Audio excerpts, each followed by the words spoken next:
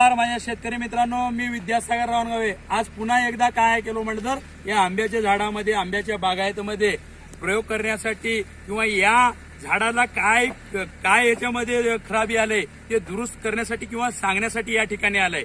मित्रांनो, अनेक शेतकरी काय करतात मध्ये सोयाबीन किंवा उडीद मूग हे पिकत नाही, त्याच्यावर रोग वाढलेला आहे, त्याच्यावर काहीतरी जास्ती खर्च होत चाललाय म्हणून हेच आपण करत चाललेला आहे. तर मित्रांनो, तुम्ही पाहू शकता या ठिकाणी काय बागायत हे चांगली येत आहे. तुम्ही पाहू शकता या ठिकाणी रासायनिक खत पहिले वापरले होते, चांगले येत आहे. तर आता काय झालं तुम्हाला सांगायचं आहे. तर या ठिकाणी बघा हे वाळून चाललंय, हे फाटा वाळलाय आणि हे फाटा चांगला आहे. मित्रांनो, हे व्हिडिओ काढण्याचं एकच माध्यम आहे.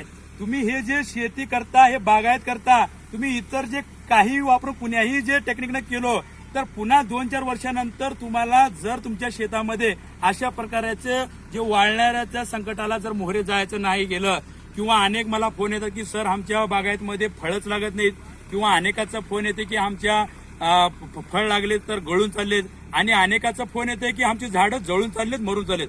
मित्रांनो, हे व्हिडिओ काढायचं एकच माध्यम. तुम्हाला जर हे मोहरे जाऊन संकट जर करायचं नाही गेलं, संकटाला मोहरे जायचं नाही गेलं तर ह्या टेक्निक वापरायला या टेक्निकचा वापर करा.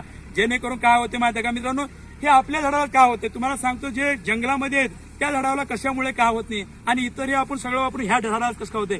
मित्रांनो, आपण काय करलं माहितीये का, जे देवाने निर्माण केलेलं आहे, जे देवाने निर्माण केलेली सायकल आहे त्या सायकलला आपण मोडत चाललेलं आहे आणि काय चाललंय आपल्या मनावर आपण इतर काही घालून आपण वाढवण्याचा प्रयत्न करत चाललाय. मित्रांनो, तर हे आपल्याला परिणाम भोगण्याचा वेळ आलाय.